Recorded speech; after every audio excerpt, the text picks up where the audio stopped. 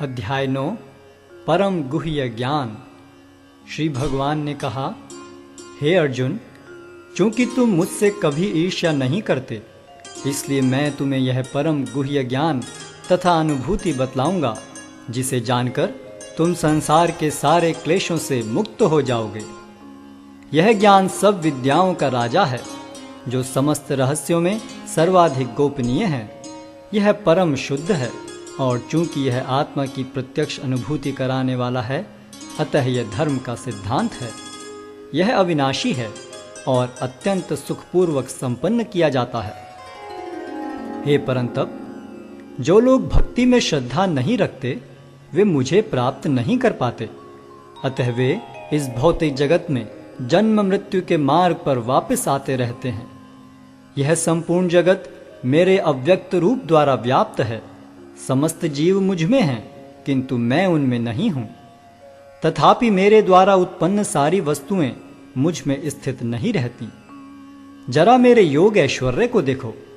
यद्यपि मैं समस्त जीवों का पालक हूं और सर्वत्र व्याप्त हूं, लेकिन मैं इस विराट अभिव्यक्ति का अंश नहीं हूं, क्योंकि मैं सृष्टि का कारण स्वरूप हूं। जिस प्रकार सर्वत्र प्रवहमान प्रबल वायु सदैव आकाश में स्थित रहती है, उसी प्रकार समस्त उत्पन्न प्राणियों को मुझ में स्थित जानो।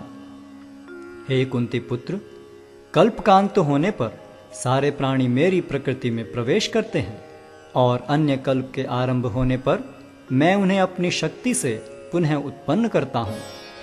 संपूर्ण विराट जगत मेरे अधीन है।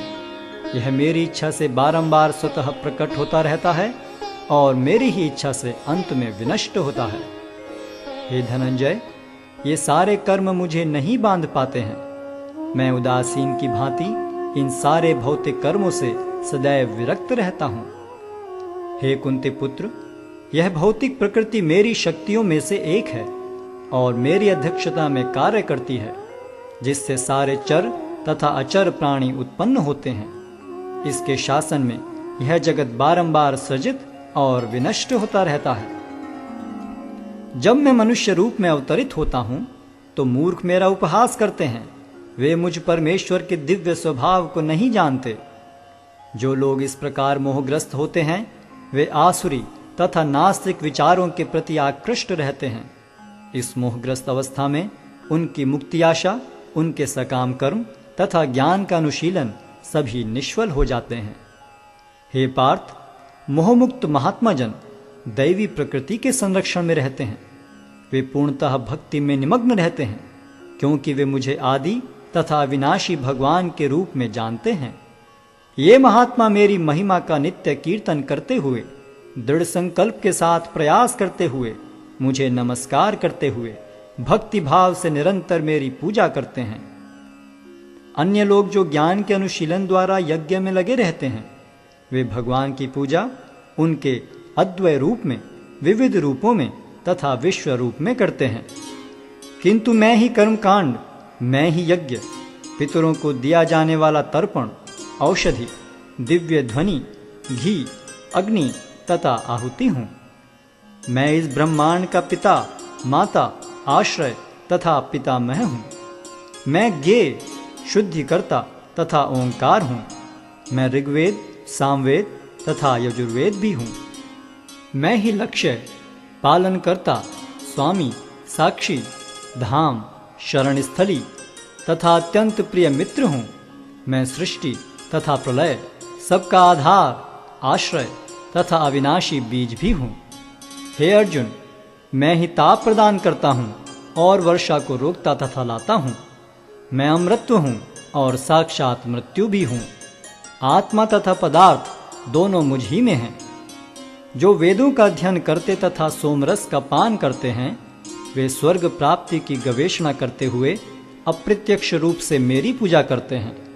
वे पाप कर्मों से शुद्ध होकर इंद्र के पवित्र स्वर्गिक धाम में जन्म लेते हैं, जहां वे देवताओं का सा आनंद भोगते हैं। इस प्रकार जब वे विस्तृत स्वर्गिक इंद्रिय सुख को भोग लेते हैं और उनके पुण्य कर्मों के फल क्षीण हो जाते हैं, तो वे इस मृत्यु लोक में पुनः लौट आते हैं। इस प्रकार जो तीनों वेदों के सिद्धांतों में दृढ़ रहकर इंद्रिय सुख की गवेषणा करते हैं, उन्हें जन्म मृत्यु का चक्र ही मिल पाता है। किंतु जो लोग अनन्य भाव से मेरे दिव्य स्वरूप का ध्यान करते हुए निरंतर मेरी पूजा करते हैं, उनकी जो आवश्यकताएं होती हैं उन्हें मैं पूरा करता हूं और जो कुछ उनके पास है उसकी रक्षा करता हूं। हे कुंती पुत्र, जो लोग अन्य देवताओं के भक्त हैं और उनकी श्रद्धा पूर्वक पूजा करते हैं, वास्तव में वे भी मेरी ही पूजा करते हैं, किंतु वे यह त्रुटिपूर्वक ढंग से करते हैं। मैं ही समस्त यज्ञों का एकमात्र भोक्ता तथा स्वामी हूं। अतः जो लोग मेरे वास्तविक दिव्य स्वभाव को नहीं पहचान पाते, वे नीचे गिर जाते हैं। जो देवताओं की पूजा करते हैं वे देवताओं के बीच जन्म लेंगे। जो पितरों को पूजते हैं वे पितरों के पास जाते हैं। जो भूत प्रेतों की उपासना करते हैं वे उन्हीं के बीच जन्म लेते हैं। और जो मेरी पूजा करते हैं वे मेरे साथ निवास करते हैं। यदि कोई प्रेम तथा भक्ति के साथ मुझे पत्र, पुष्प, फल या जल प्रदान करता है तो मैं उसे स्वीकार करता हूँ। हे कुंती पुत्र, तुम जो कुछ करते हो, जो कुछ खाते हो, जो कुछ अर्पित करते हो या दान देते हो और जो भी तपस्या करते हो, उसे मुझे अर्पित करते हुए करो। इस तरह तुम कर्म के बंधन तथा इसके शुभाशुभ फलों से मुक्त हो सकोगे। इस संन्यास योग में अपने चित्त को स्थिर करके तुम मुक्त होकर मेरे पास आ सकोगे। मैं न तो किसी से द्वेष करता हूं, न ही किसी के साथ पक्षपात करता हूं। मैं सबों के लिए समभाव हूं, किंतु जो भी भक्ति पूर्वक मेरी सेवा करता है वह मेरा मित्र है, मुझ में स्थित रहता है और मैं भी उसका मित्र हूं। यदि कोई जघन्य से जघन्य कर्म करता है, किंतु यदि वह भक्ति में रत रहता है तो उसे साधु मानना चाहिए, क्योंकि वह अपने संकल्प में अडिग रहता है। वह तुरंत धर्मात्मा बन जाता है और स्थायी शांति को प्राप्त होता है। हे कुंती पुत्र, निडर होकर घोषणा कर दो कि मेरे भक्त का कभी विनाश नहीं होता है। हे पार्थ, जो लोग मेरी शरण ग्रहण करते हैं वे भले ही निम्न जन्मा स्त्री, वैश्य तथा शूद्र क्यों न हो, वे परम धाम को प्राप्त करते हैं। फिर धर्मात्मा ब्राह्मणों, भक्तों तथा राज ऋषियों के लिए तो कहना ही क्या है। अतः इस क्षणिक दुख में संसार में आ जाने पर मेरी प्रेमा भक्ति में अपने आप को लगाओ। अपने मन को मेरे नित्य चिंतन में लगाओ, मेरे भक्त बनो, मुझे नमस्कार करो और मेरी ही पूजा करो। इस प्रकार मुझ में पूर्णतया तल्लीन होने पर तुम निश्चित रूप से मुझको प्राप्त होगे।